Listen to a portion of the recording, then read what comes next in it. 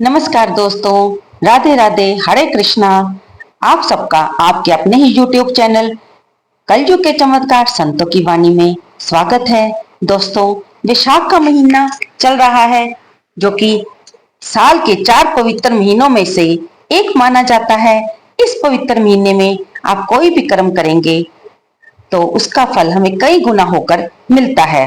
अगर हम अच्छे कर्म करेंगे तो वह और भी कई गुना होकर मिलेंगे, और अगर हम बुरे कर्म करेंगे तो उसका फल भी हमें मिलेगा। इसलिए कोशिश करें कि ज्यादा से ज्यादा हमें पुण्य कर्म ही करने चाहिए और पाप कर्म से हम दूर ही रहें। जाने अनजाने के अपराधों से भी हम बचें। हमने आपको अपनी पहली एक वीडियो में स्नान दान पूजा पाठ जो कि इस महीने में करने से उसका विशेष महत्व होता है, इसके बारे में बताया था। और आपको हमने ये भी बताया था कि इस पवित्र महीने में, वैशाख के महीने में, जो कि अब इस समय मई शुरू हो चुका है, इस दिन से मई के महीने में वरुथनी एकादशी आती है, अक्षय तृतीया आती है, परशुराम जयंती आती है, वैशाख पूर्णिमा आती है, प्रदोष व्रत आते हैं। इन सब दिनों का अपना ही एक अलग महत्व होता है। इसलिए इस महीने में आने वाले त्योहारों के कारण इस महीने का महत्व और भी बढ़ जाता है। लेकिन आज की वीडियो में हम चर्चा करेंगे वरुथनी एकादशी की। ये एकादशी कब है, इस दिन पूजा का शुभ मुहूर्त क्या रहेगा, व्रत का पारण समय क्या होगा, और इसके साथ ही हम आपको प्रदोष व्रत, विशाख अमावस्या, मासिक शिवरात्रि व्रत के बारे में भी बताएंगे। लेकिन उससे पहले, जैसे कि मैं हर वीडियो में आपसे प्रार्थना करती हूँ कि आप वीडियो तो देखते हैं लेकिन लाइक करना भूल जाते हैं, कमेंट करना भूल जाते हैं।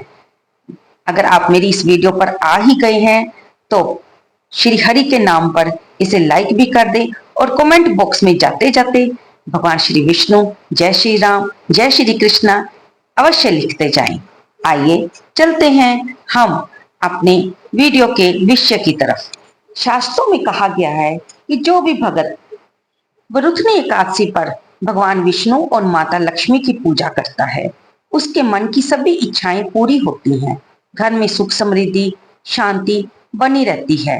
अगर उस इंसान के जीवन में मृत्यु का कष्ट है, दोस्तों, मृत्यु का कष्ट हम इस प्रकार से भी कह सकते हैं कि कई बार आपको असाध्य बीमारी लग जाती है, किसी न किसी बुरे कर्म का जो कि हमने पिछले जन्म में कई बार किए होते हैं, उसका फल भी हमें इस जन्म में भोगना पड़ता है। तो असाध्य कष्टों से भी छुटकारा पाने के लिए वरुथनी एकादशी का व्रत एक खास महत्व रखता है। इससे हमारा उस पाप दोष कर्म जो कि हमें बीमारी के रूप में आ गया है, उससे निपटने में हमें साहस मिलता है, या फिर वो कर्म ही हमारा कट जाता है। तो इस व्रत को करने से इंसान को मृत्यु के कष्ट जैसा दुख होने से भी मुक्ति मिल जाती है, उसे स्वस्थता प्रदान होती है। सूर्य ग्रहण के समय दान करने से जो फल मिलता है वही फल इस व्रत को करने से मिल जाता है। इस व्रत को करने से मनुष्य, चाहे वो नर हो या नारी हो, लोक और परलोक दोनों में सुख पाता है। दोस्तों, लोक का अर्थ है कि इस समय जहां पर हम पृथ्वी लोक में जी रहे हैं, तो जीवित समय में भी हमारा जो जीवन लिखा गया है उसमें भी हम सुख पाते हैं, और मरने के बाद भी हमें स्वर्ग लोक की प्राप्ति होती है या गोधाम की प्राप्ति होती है, जो भी हमारे शास्त्रों में लिखा गया है। और अब जब इस दिन के इतने फायदे हैं तो इस दिन का व्रत तो अवश्य करना चाहिए ना। लेकिन अगर आप अपनी शारीरिक अस्वस्थता के कारण या किसी और कारण से इस व्रत को नहीं रख सकते, तो भी इस व्रत की कथा सुनिए। इस दिन मंदिर में जाकर भगवान विष्णु की, माँ लक्ष्मी की पूजा करिए, क्योंकि हम हर बार बताते हैं कि जो भी एकादशी के व्रत होते हैं वे भगवान विष्णु को या फिर उनके अवतारों को ही समर्पित होते हैं। और फिर भगवान विष्णु की पूजा हो तो उनकी अर्धांगिनी माँ लक्ष्मी की पूजा तो अवश्य ही की जानी चाहिए, तभी तो उत्तम फल की प्राप्ति होगी। तो दोस्तों, इस साल वरुथनी एकादशी दिन शनिवार 4 मई को होगी। अब हम आपको इसका समय बताते हैं एकादशी तिथि 3 मई को रात 11:02 पर शुरू हो रही है और इसका समापन 4 मई को शाम को 8:08 पर होगा। सूर्योदय तिथि होने के कारण ये व्रत शनिवार को 4 मई को किया जाएगा। सभी धार्मिक स्थलों में जैसे कि बांके बिहारी मंदिर वृंदावन में, राधा रमन जी मंदिर वृंदावन में, गौड़िया मठ में, खाटू श्याम जी मंदिर सीकर में, सभी जगह पर एकादशी व्रत का पालन 4 मई को किया जाएगा।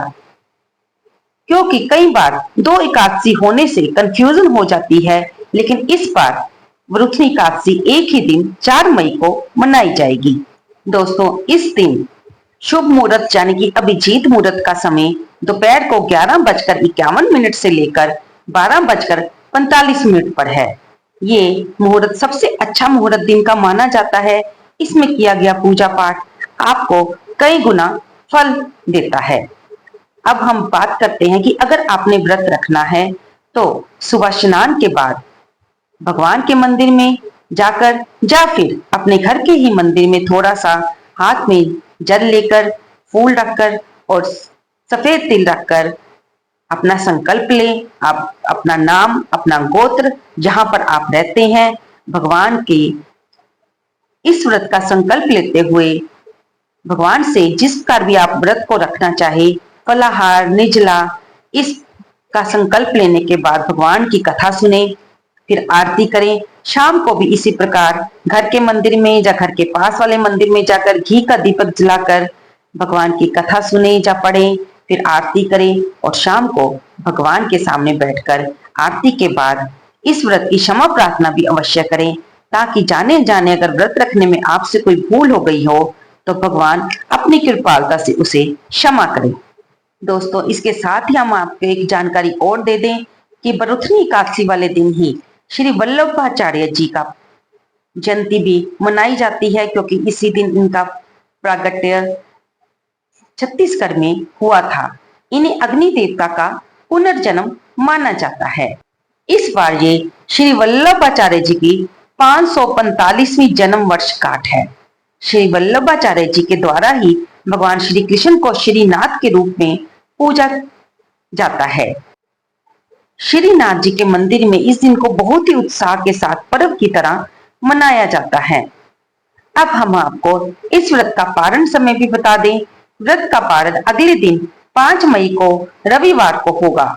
इसका शुभ मुहूर्त है सुबह 5:37 से लेकर 8:17 तक, यानी कि द्वादशी 5 मई को होगी।